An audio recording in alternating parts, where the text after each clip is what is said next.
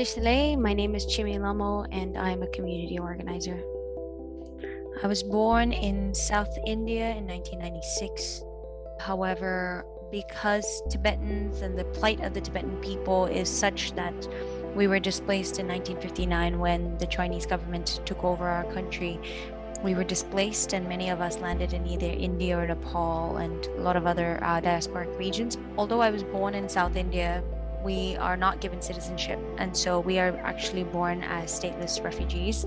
And even the word refugee is a little contentious because the UNHCR does not recognize us as refugees, so we're not entitled to refugee status either. So we're technically just stateless people. But I definitely knew and felt othered in every space that I've occupied in my life, because as a Tibetan who was born outside of Tibet, I've never experienced a community where I was part of the majority or I was able to speak my own language and didn't feel like I was an outsider. I moved in 2007 directly into Parkdale. So Parkdale had, of course, it's more low-income area compared to a lot of other areas during that time. And also there was a growing number of Tibetans that were living in Parkdale. And at that time, of course, we didn't have nearly as much as we do today, but definitely there were apartments with, the prayer flags. And so there was these common themes, and Queen Victoria, like the school, elementary school that's in Parkdale, had the most number of Tibetans attending there. And so it only made sense for me to be moving here as well. During that year, 2011, 2012, there was a lot of self-immolations. Tibetans inside of Tibet started calling for freedom and the return of the Dalai Lama, and actually started setting themselves on fire. And then my whole life trajectory changed. During that time, if you asked me what I wanted to do in life, I would say I want to become a mother and maybe a pediatrician because I love kids. And then fast forward a year or two later, it was absolutely like I'm ready to give up my life for the freedom movement of Tibet.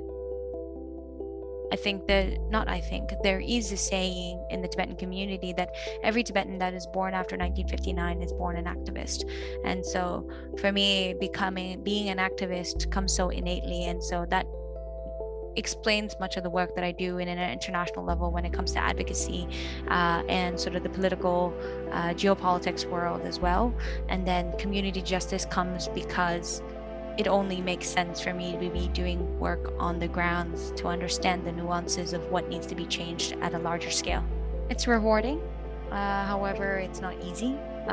Being on the grounds is constantly exposing yourself to the pain and the trauma, re-triggering yourself to the pains of displacement, having to listen to other people's stories in many ways for me has always been very healing and in a very radical form.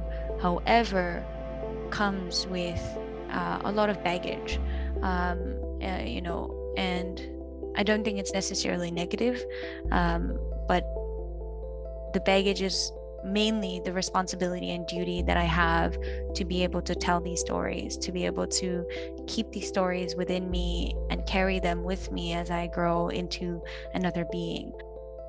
So in Parkdale, in the past few years, it's been a blessing because our Tibetan community has increased by so much that we come together every Wednesday to dance. And dancing is one part of our culture. However, Wednesday is a larger homegrown movement called Hakar that was born inside of Tibet as a form of resistance, because there are intentional ways that the Chinese government is constantly trying to erase the Tibetan identity.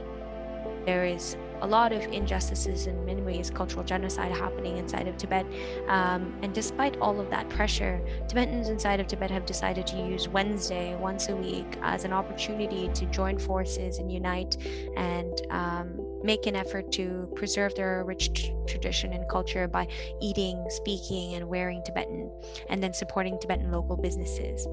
And so if Tibetans inside of Tibet can do that, why can't we here living in a free world?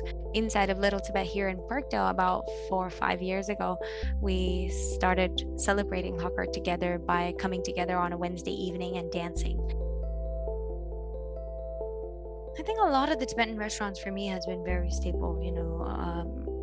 It's not just for the sake of me having this connection to food and Tibetan food, but also allowing me to get a sense of identity and showcase to the rest of the world.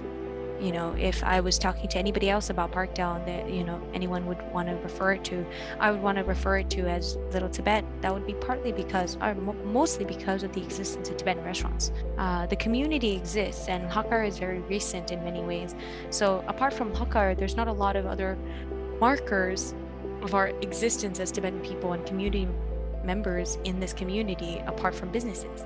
And so the 13 different restaurants that exist in Parkdale become like that staple business in our neighborhood that marks my identity. When we were born and raised in our settlement camps, there was a saying that was very common.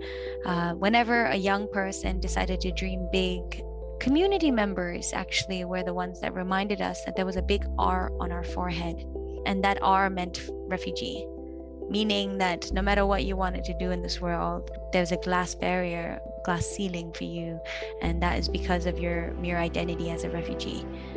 And so that image of a big R on my forehead is something that I saw in my mirror very often.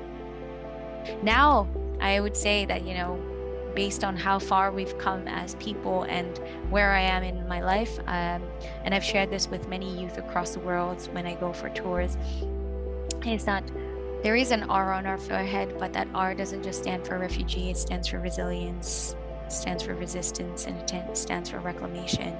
And so those are the teachings and lessons I take with me everywhere I go.